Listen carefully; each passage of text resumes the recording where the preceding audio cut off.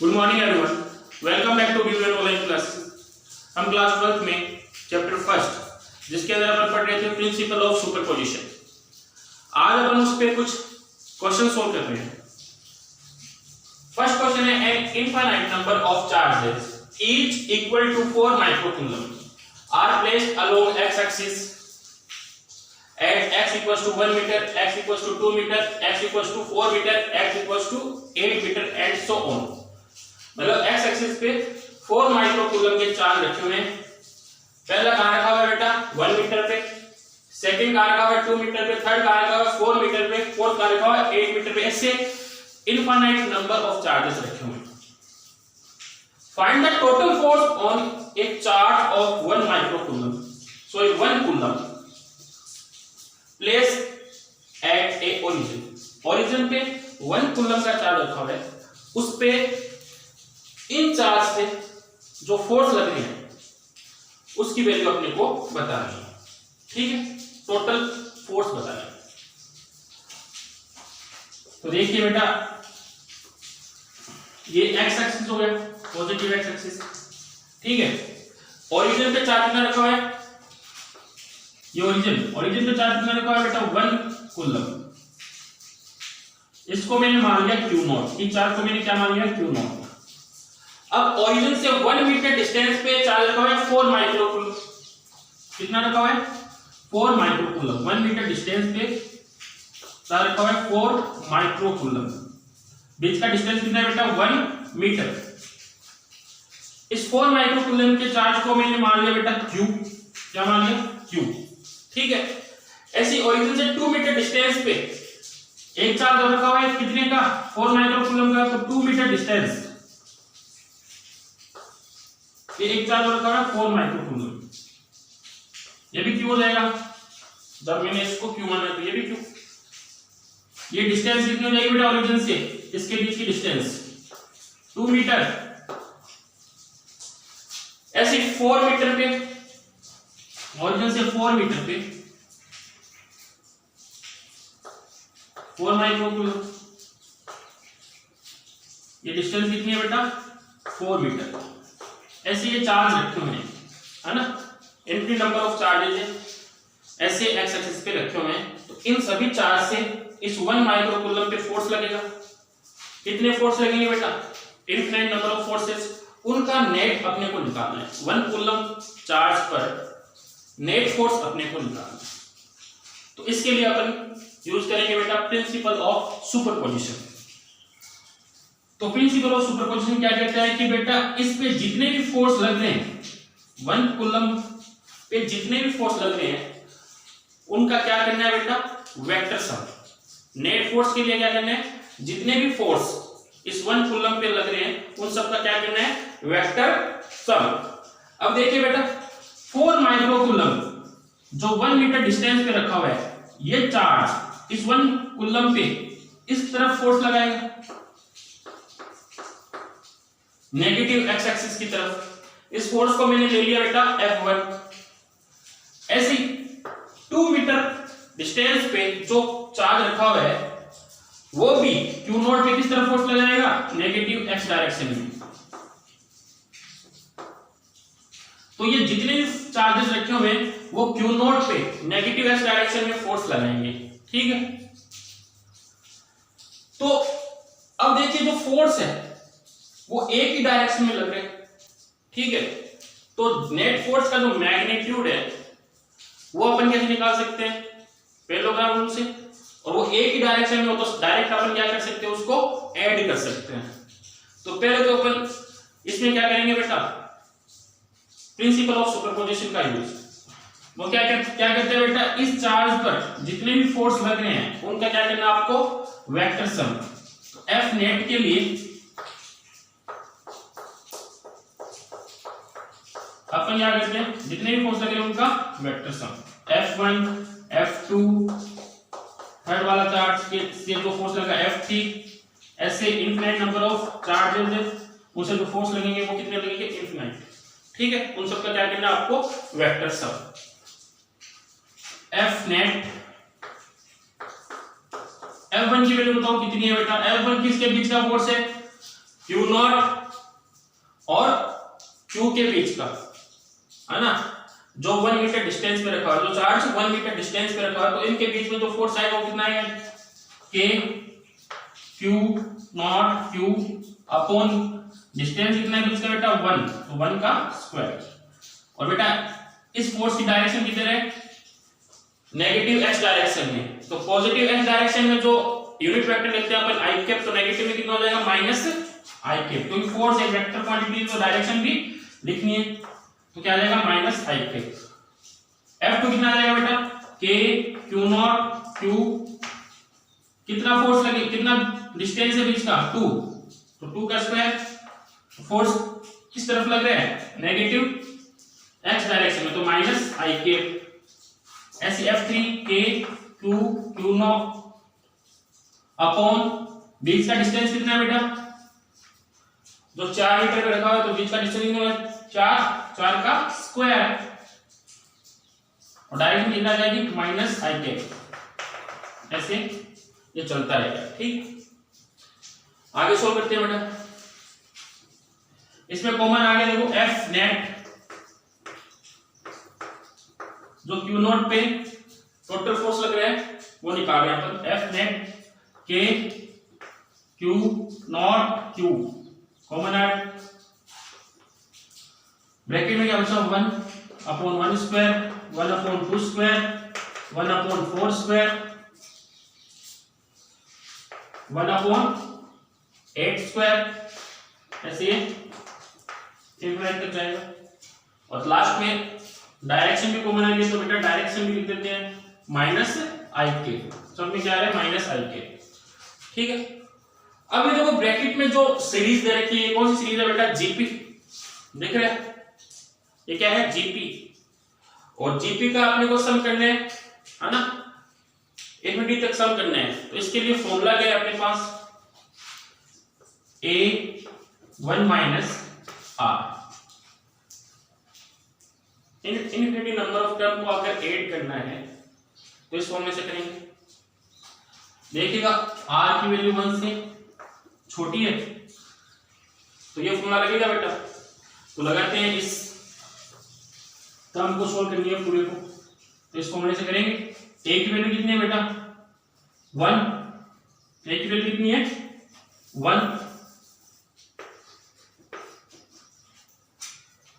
1 minus are, are किस निकालते हैं बेटा, सेकेंड टर्म में फर्स्ट टर्म का डिवाइड करेंगे, तो सेकेंड टर्म कितनी है 1 अपॉन 4, इसमें फर्स्ट टर्म का डिवाइड करेंगे, तो फर्स्ट टर्म कितनी है 1 अपॉन 1, मतलब 1 अपॉन 4 में 1 का डिवाइड करेंगे, 1 अपॉन 4 आएगा, तो आर की वैल्यू कितनी आ जाएगी 1 अपॉन 4। तो इसको सोल्व करेंगे तो वैल्यू आएगी बेटा अपनी, ये हो जाएगा 4 माइनस 1, कितना होगा 4 माइनस 1 3, तो जो वैल्यू आएगी वो कितनी आएगी बेटा 4 अपॉन 3।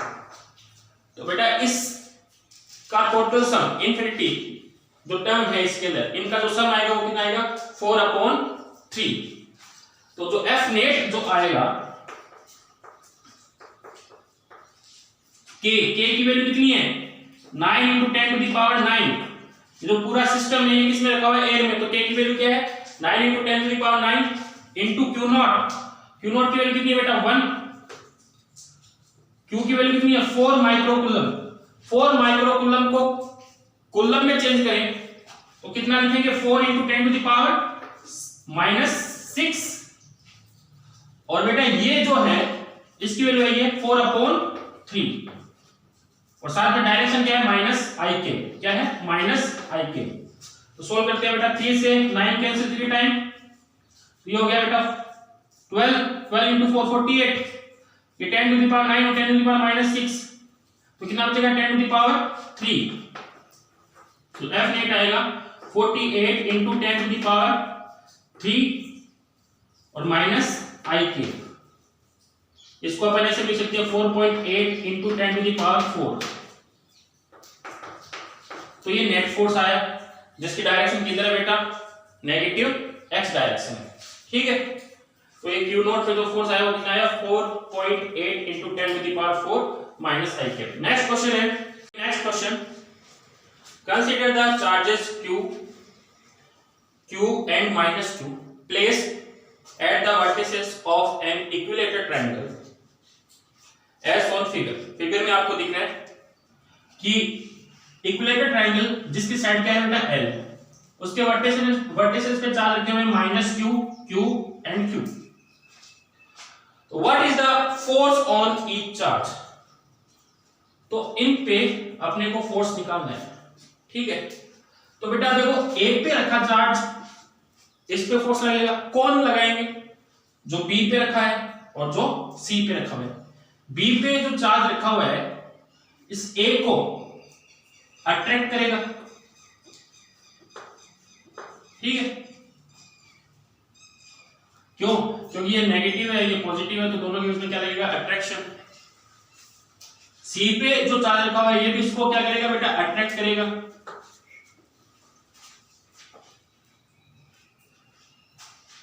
इस फोर्स को मैं नाम दूं बेटा F1 और इसको नाम दूं मैं F2।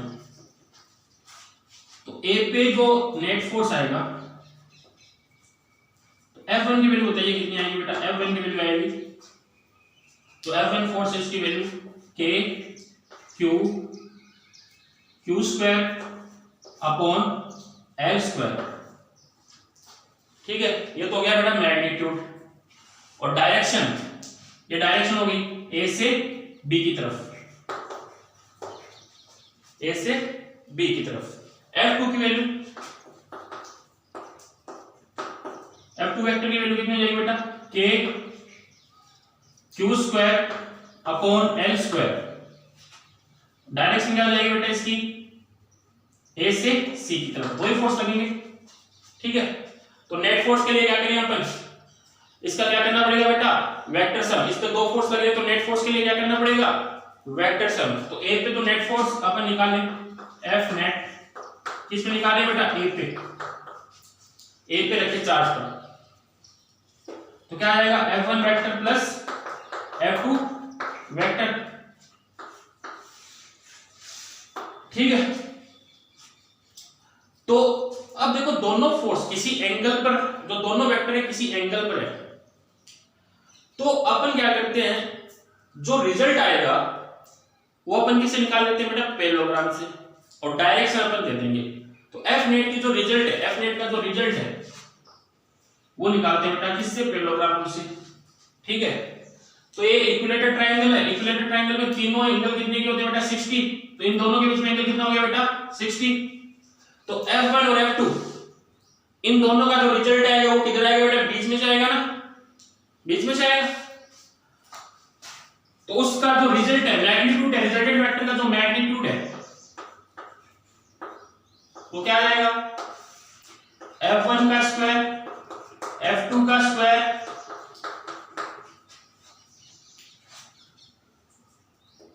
F1 into F2 cos theta. Theta कितना बेटा? 60 डिग्री। थीटा कितने? 60 डिग्री। बेटा आप देखिए F1 का मैग्नीट्यूड और F2 का मैग्नीट्यूड सेम दिख रहा है बेटा? F1 और F2 का मैग्नीट्यूड सेम है, तो इसके मैग्नीट्यूड को मैं अलग अलग भी लिख के सिर्फ क्या लिख दूं बेटा? F इंटू क्या लिख दूं? F। तो जो F नेट है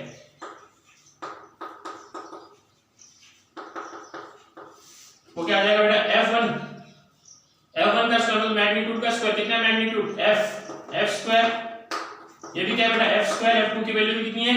F, मैंने मानी है F, ठीक है। F1 की जगह F रखें, F2 की जगह F रखें, तो क्या आ जाएगा? F square. ये साथ में यहां पे क्या आएगा बेटा? 2 आएगा ना, 2F स्क्वायर cos 60। 60 की वैल्यू कितनी होती है? 1/2। 2 से 2 कैंसिल, तो क्या आएगा बेटा? F net root F square F square F square root 3 F square. इसमें से F कॉमन ले ले, तो क्या आएगा बेटा? F root 3। तो बेटा A पे जो नेट फोर्स आएगा उसका जो रिजल्ट आएगा वो कितना आएगा? F root 3। और F की वैल्यू कितनी है? K Q square L square.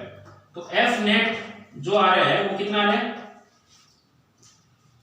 F root 3, ठीक है। और F की वैल्यू कितनी है?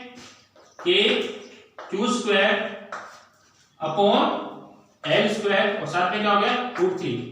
ये तो मैग्नीट्यूड है। डायरेक्शन किधर आएगी बेटा इसकी, इस तरफ। रिजल्टेंट की डायरेक्शन किधर आएगी, इस एंगल को बाइसेक्ट करती हुई नीचे की तरफ आएगी ना। तो डायरेक्शन के लिए मैंने लगा दिया बेटा एन के, तो ये वेक्टर। तो बेटा ए पे जो नेट फोर्स आएगा वो कितना आएगा, K Q square L square √3 N K. N के क्या है बेटा, रिजल्टेंट वेक्टर की डायरेक्शन जो इधर है बेटा, एंगल ए एंगल बी ए सी को बाइसेक्ट करती हुई, बाइसेक्ट करता हुआ यूनिट वेक्टर। ठीक है, नेक्स्ट बेटा बी पे भी निकालना है। तो देखो बी पे जो सी पे रखा हुआ चार्ज वो फोर्स लगाएगा किस तरफ, रिपेल करेगा। ठीक है, और Q इसको क्या करेगा, ये -Q इसको क्या करेगा, अट्रैक्ट करेगा अपनी तरफ। इस फोर्स को मैंने दे दिया नाम F3 और इस फोर्स को नाम दे दिया मैंने F4। ठीक है, तो बेटा F3 की वैल्यू कितनी है, F3 वेक्टर की वैल्यू कितनी है, k q square upon l square. Direction किधर है बेटा, B से C से B की तरफ। ठीक है, F4 वेक्टर की वैल्यू कितनी है, k q square l square.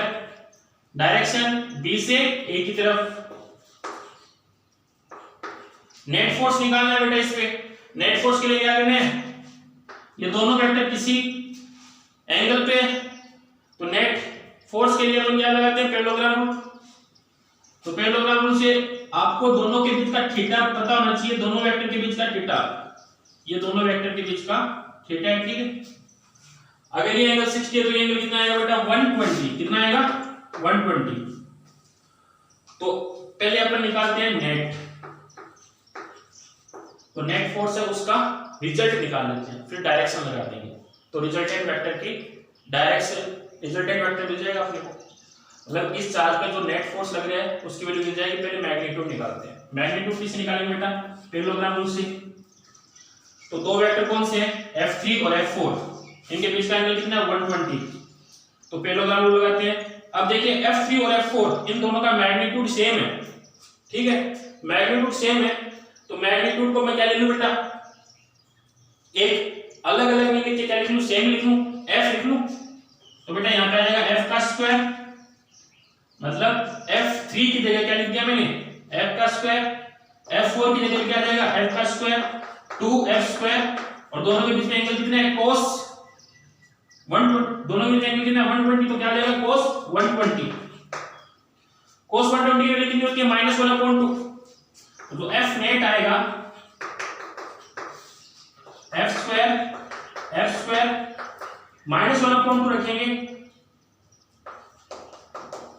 इसके लिए -1/2 रखेंगे, 2 से 2 कैंसिल, ये -F स्क्वायर इस F स्क्वायर से कैंसिल हो जाएगा। तो क्या बचेगा, सिर्फ रूट में क्या बचेगा, F स्क्वायर रूट से बाहर आएगा, क्या आएगा बेटा, F। क्या आएगा, F। तो B पे रखे चार्ज पे जो नेट फोर्स लग रहा है वो क्या है बेटा, F। और F किसके इक्वल है, F3 और F4 के मैग्नीट्यूड के इक्वल है। तो जो B पे नेट फोर्स आया है वो क्या है, F। F किसके इक्वल है बेटा, k q square l square. ठीक है, ये F आ गया। और इसकी डायरेक्शन किधर होगी बेटा, रिजल्टेंट की इस तरफ। तो इसको वेक्टर में लिखें तो साथ में डायरेक्शन दिखाते हैं। तो देखो इस डायरेक्शन के अलोंग ये डायरेक्शन है, मतलब C से A की तरफ ये डायरेक्शन है इस वेक्टर की। तो डायरेक्शन के लिए अपन लिखते हैं C से A की तरफ। देखो इसी डायरेक्शन में रिजल्टेंट वेक्टर की डायरेक्शन है, तो C से A की तरफ रिजल्टेंट वेक्टर है, तो मैंने डायरेक्शन के लिए क्या लगा दिया, C से A की तरफ। ठीक है, तो इस पे भी फोर्स आ गया, नेट फोर्स इस पे भी आ गया। ऐसे आप C पे निकाल सकते हैं, वो आपको खुद करना है। ठीक है, नेक्स्ट क्लास में अपन जो अपनी परमिटिविटी है, जो टॉपिक परमिटिविटी है उसके बारे में बात करेंगे। Thank you.